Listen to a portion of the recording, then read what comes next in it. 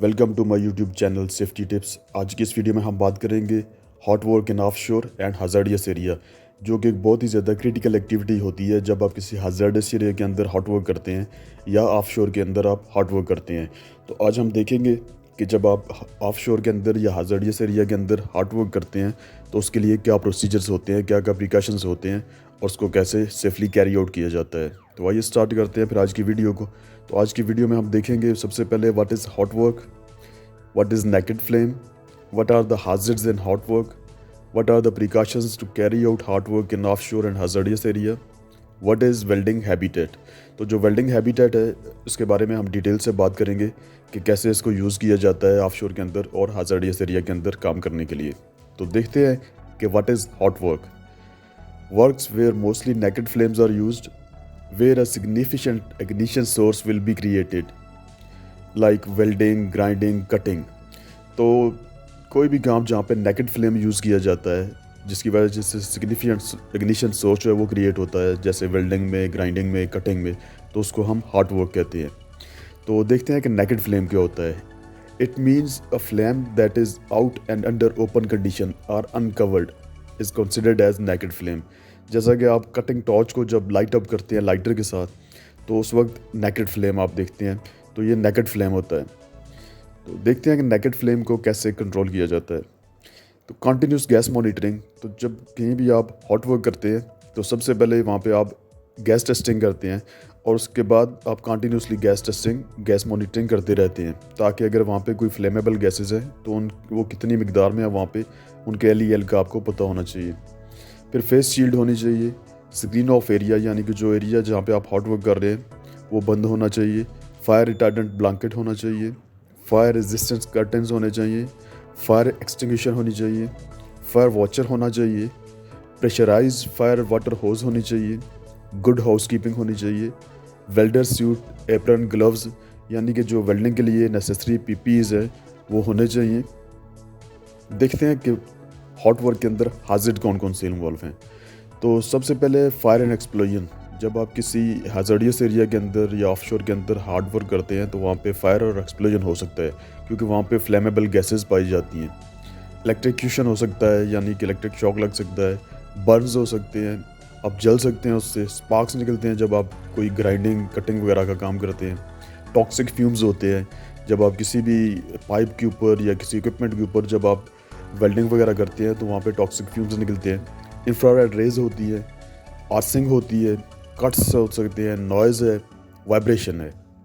तो आइए देखते हैं कि हमें कौन कौन से प्रिकॉशंस लेने चाहिए हॉट वर्क करते वक्त। तो सबसे पहले तो है वियर प्रॉपर क्लॉथिंग, वियर आई प्रोटेक्शन। तो जो प्रॉपर क्लॉथिंग है, जो रिक्वायर्ड मैंडेटरी पीपीज़ है हॉट वर्क के लिए, वो आपके पास होना चाहिए। Protect other workers from flashes. तो जहाँ पे आप हॉट वर्क करते हैं, जैसे ग्राइंडिंग करते हैं, कटिंग करते हैं, तो उससे जो फ्लैशेस निकलते हैं वो दूसरे वर्कर्स को उससे प्रोटेक्ट करना है, उस एरिया को उससे आइसोलेट करना है। Have adequate fire extinguisher readily available. Provide fire watcher. Remove combustible material from the vicinity of cutting and welding operations. तो जहाँ पे आप कटिंग या ग्राइंडिंग वगैरह करते हैं, हॉट वर्क करते हैं, वहाँ पे जितना भी कंबस्टिबल मटेरियल है उसको रिमूव कर दें। और अगर वो इमूवेबल है, यानी कि आप अगर उसको रिमूव नहीं कर सकते, तो उसको प्रॉपरली जो फायर ब्लैंकेट है उनसे कवर कर देना चाहिए। Secure all connections, couplings and fittings in your work location. तो जितनी भी कनेक्शंस हैं, कपलिंग्स, फिटिंग्स है, वो प्रॉपरली सिक्योर होनी चाहिए। Inspect equipment before use.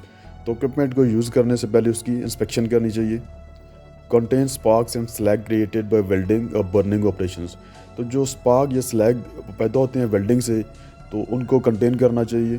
Protect welding Leeds and burning hoses bye covering. तो जो वेल्डिंग लीड्स हैं या होसेस वगैरह हैं उनको प्रॉपरली कवर करना चाहिए। अभी देखते हैं कि वेल्डिंग हैबिटेट क्या होता है। तो वेल्डिंग हैबिटेट बहुत ही इंपॉर्टेंट है, क्योंकि जब हम किसी भी हाजर्डियस एरिया के अंदर वेल्डिंग का काम करते हैं, कोई हॉट वर्क करते हैं, कटिंग करते हैं, ग्राइंडिंग करते हैं, या ऑफशोर के अंदर जब हम हॉट वर्क करते हैं, तो उसके लिए वेल्डिंग हैबिटेट यूज़ किए जाते हैं। तो आइए देखते हैं कि वेल्डिंग हैबिटेट क्या होता है, इसको कैसे यूज़ किया जाता है और इसके क्या क्या फ़ायदे होते हैं। Welding habitat are designed to provide a safe and controlled area where naked flames or hot work activities such as welding, grinding, cutting can be carried out in classified hazardous area without the need for plant production shutdown. तो जो welding habitats हैं वो ऐसे design की जाती हैं ताकि वो प्रोवाइड कर सकें सेफ़ और कंट्रोल्ड एरिया जहाँ पे नेकेड फ्लेम और हॉट वर्क एक्टिविटीज़ हैं जैसे वेल्डिंग है, ग्राइंडिंग है, कटिंग है, वो हज़ार्डियस एरिया के अंदर कैरी आउट की जा सके सेफली बगैर जो प्लांट की प्रोडक्शन है उसको शट डाउन किए हुए। The use of habitat shall be considered for welding cutting activities in hazardous classified area. तो जो हैबिटेट है उसको कंसिडर किया जाता है जब आप वेल्डिंग कटिंग की एक्टिविटीज़ हज़ार्डियस एरिया के अंदर करते हैं।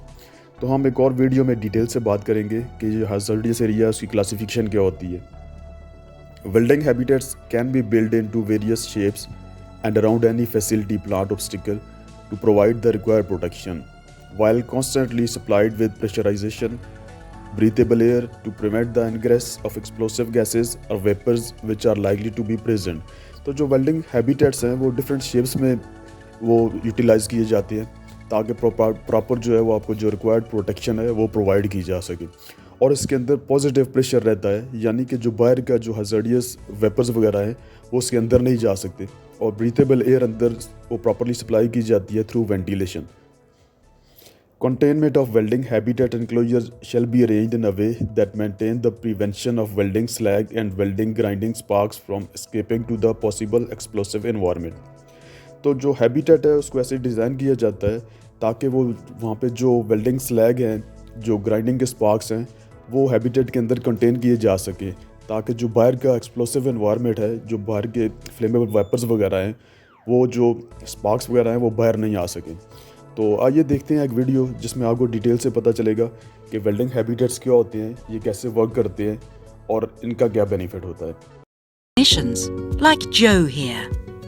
Joe understands firsthand the vital importance of doing his job effectively and efficiently. As demonstrated by our zero accidents track record, he ensures that the habitat is properly set up with all the necessary components. Outlet and inlet duct, air fans, gas detection unit, control system with alarm, escape panel, and manometer.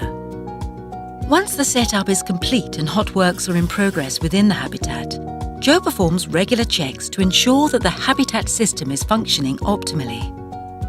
If flammable gas is present, the gas detection unit sets off the alarm, immediately disabling the air fan. Whenever air pressure within the habitat falls below the safety level, the alarm will also be triggered, while the air fan increases pressure in the habitat. Meanwhile, the ventilation flow system ensures continuous airflow in and out of the habitat for a safe and healthy working environment. In addition to our standard habitats, we also offer customization for greater flexibility and enhanced safety to suit your project needs.